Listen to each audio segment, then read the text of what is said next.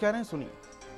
भारत माता की तस्वीर संभवतः स्वतंत्र भारत के इतिहास में पहली बार ऐसा हुआ है।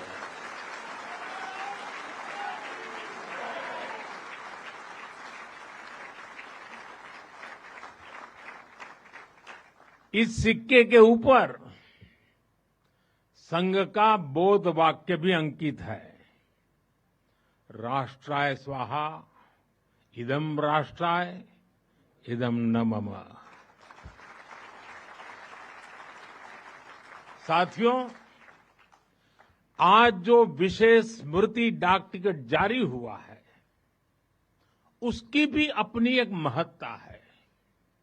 हम सभी जानते हैं 26 जनवरी को गणतंत्र दिवस की परेड की कितनी अहमियत होती है। 1963 में 1963 में आरएसएस के स्वयंसेवक भी 26 जनवरी की उस राष्ट्रीय परेड में शामिल हुए थे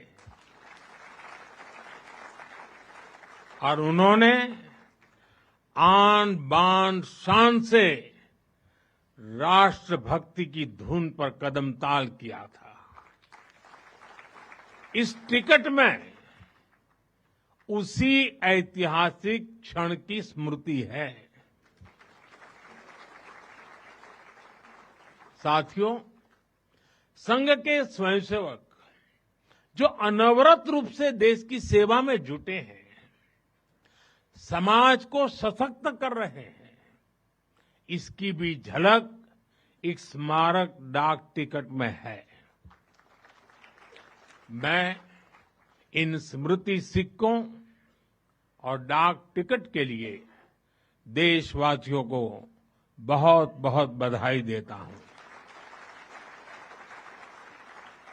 साथियों, जिस तरह विशाल नदियों के किनारे मानव सभ्यताएं पनपती हैं, उसी तरह संघ के किनारे भी और संघ की धारा में भी सैकड़ों जीवन पुष्पित पल्वित हुए हैं।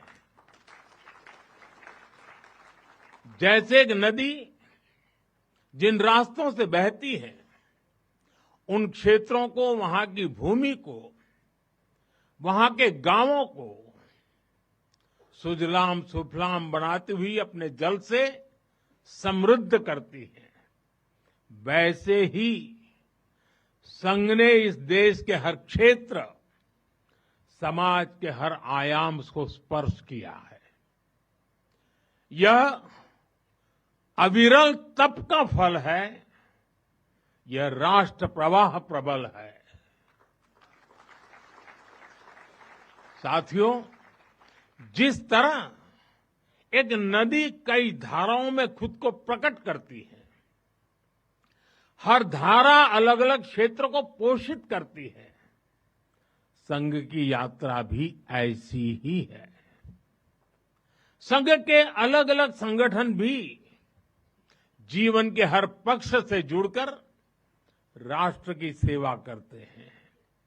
शिक्षा हो, कृषि हो, समाज कल्याण हो, आदिवासी कल्याण हो, महिला सशक्तिकरण हो, कला और विज्ञान का क्षेत्र हो, हमारा श्रमिक भाई बहन हो, समाज जीवन के ऐसे कई क्षेत्रों में संघ निरंतर कार्य कर रहा है। और इस यात्रा की भी एक विशेषता रही है। संघ की एक धारा अनेक धारा तो बनी, मल्टीप्लाई तो होती गई, लेकिन उनमें कभी विरोधाभास पैदा नहीं हुआ, डिवीजन नहीं हुआ, क्योंकि हर धारा का विविध क्षेत्र में काम करने वाले हर संगठन का उद्देश्य एक ही है, भाव एक ही है, राष्ट्र प्रथम, नेशन फर्स्ट। साथियों, अपने गठन के बाद से ही राष्ट्रीय स्वयंसेवक संघ विराट उद्देश्य लेकर चला और ये उद्देश्य रहा राष्ट्र निर्माण। इस उद्देश्य की पूर्ति के लिए संघ ने जो रास्ता चुना वो था व्यक्ति निर्माण से राष्ट्र निर्माण। और इस रास्ते पर सतत चलने के लिए जो कार्यपद्धति चुनी वो थी नित्य नियमित चलने वाली शाखा है। साथियों, परम पूज्य डॉक्टर हेडगेवार जी जानते थे कि हमारा राष्ट्र तभी सशक्त होगा जब हर नागरिक के भीतर राष्ट्र के प्रति दायित्व का बोध जागृत होगा। हमारा राष्ट्र तभी ऊंचा उठेगा जब भारत का हर नागरिक राष्ट्र के लिए जीना सीखेगा। इसलिए वो व्यक्ति निर्माण में निरंतर जुटे रहे और उनका तरीका भी कुछ अलग ही था। परम पूज्य डॉक्टर हेडगेवार जी से हम बार बार सुना है, वो कहते थे जैसा है वैसा लेना है, जैसा चाहिए वैसा बनाना है। लोक संग्रह का डॉक्टर साहब का ये तरीका कुछ कुछ अगर समझना है तो हम कुम्हार को याद करते हैं। जैसे कुम्हार ईंट पकाता है तो जमीन की सामान्य सी मिट्टी से शुरू करता है। कुम्हार मिट्टी को लाता है, उस पर मेहनत करता है, उसे आकार देकर तपता है, खुद भी तपता है, मिट्टी को भी तपाता है, फिर उन ईंटों को इकट्ठा करके उनसे भव्य इमारत बनाता है।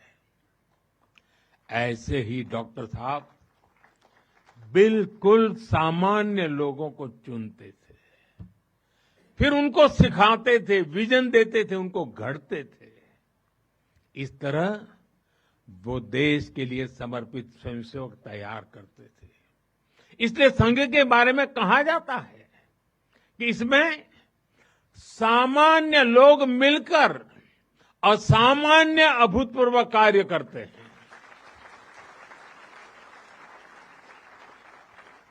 साथियों, व्यक्ति निर्माण की ये सुंदर प्रक्रिया हम आज भी संघ की शाखाओं में देखते हैं। संघ शाखा का मैदान एक ऐसी प्रेरणा भूमि है जहां से स्वयं सेवक की अहम से वयम की यात्रा शुरू होती है। संघ की शाखाएं व्यक्ति निर्माण की यज्ञ वेदी है।